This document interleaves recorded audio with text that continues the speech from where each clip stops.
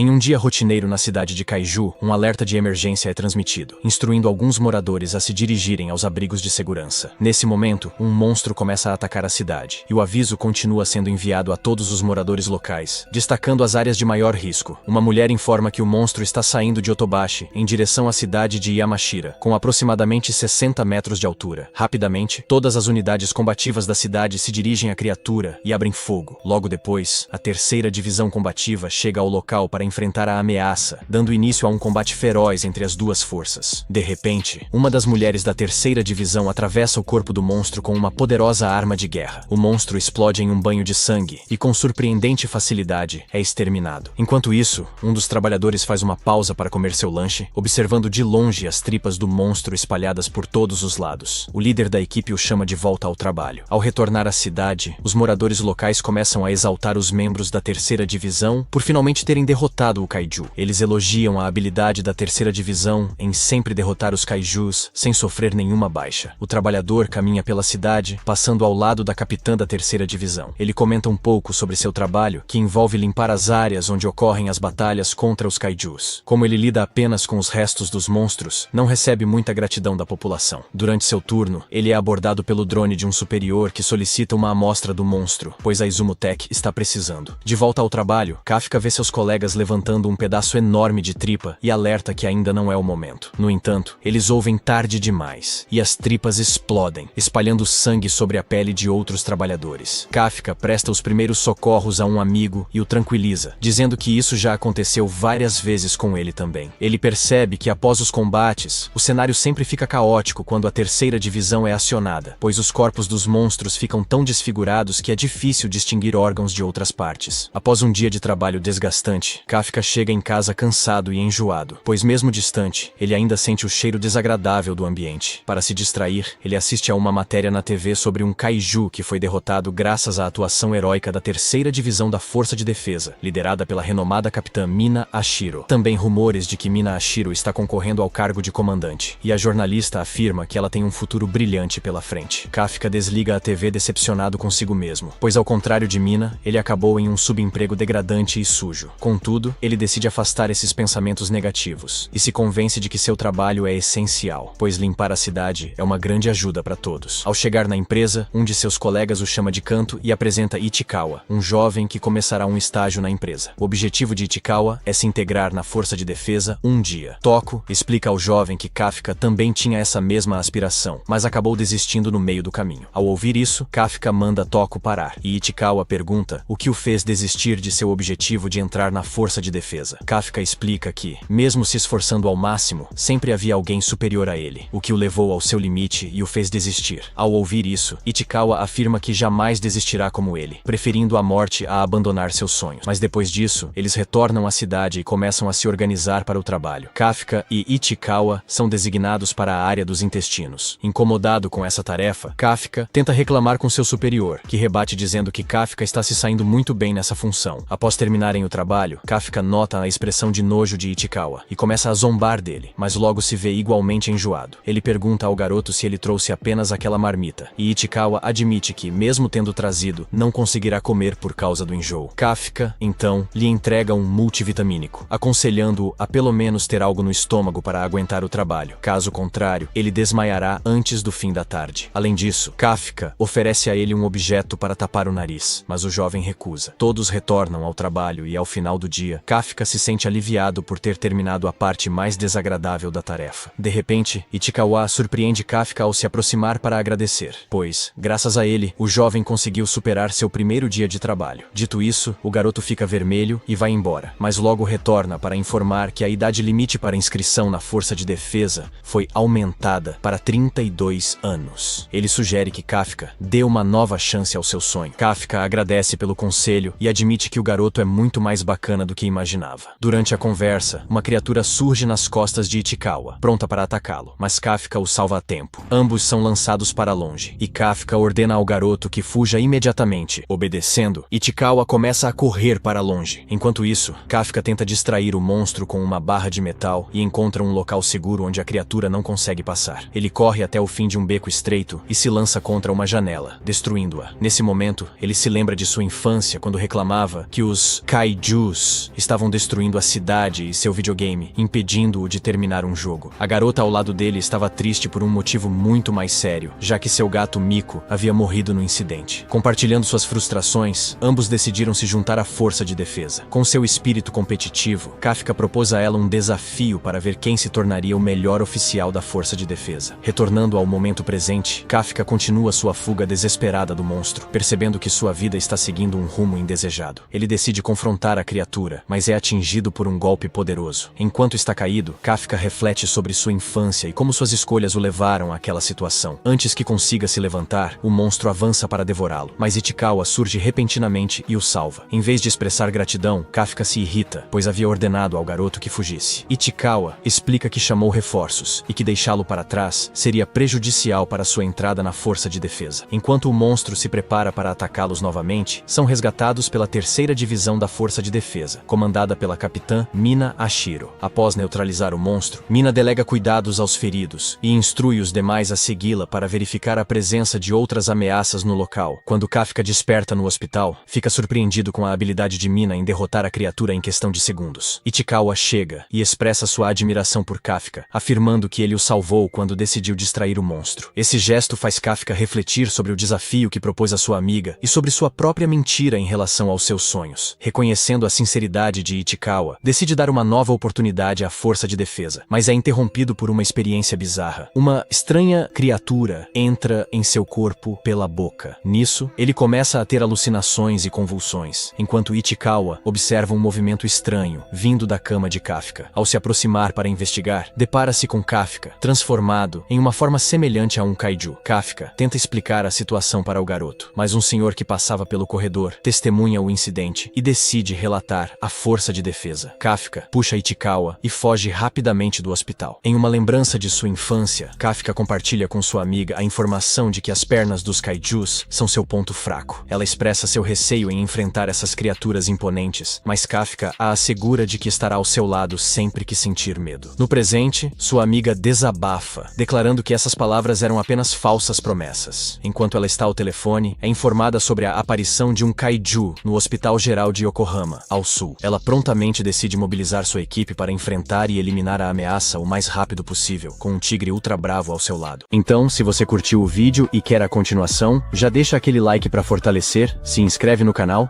e se ficou até aqui, comenta aí o nome do seu anime favorito para eu dar uma olhada. É isso, e até o próximo resumo do Tio Wasabi.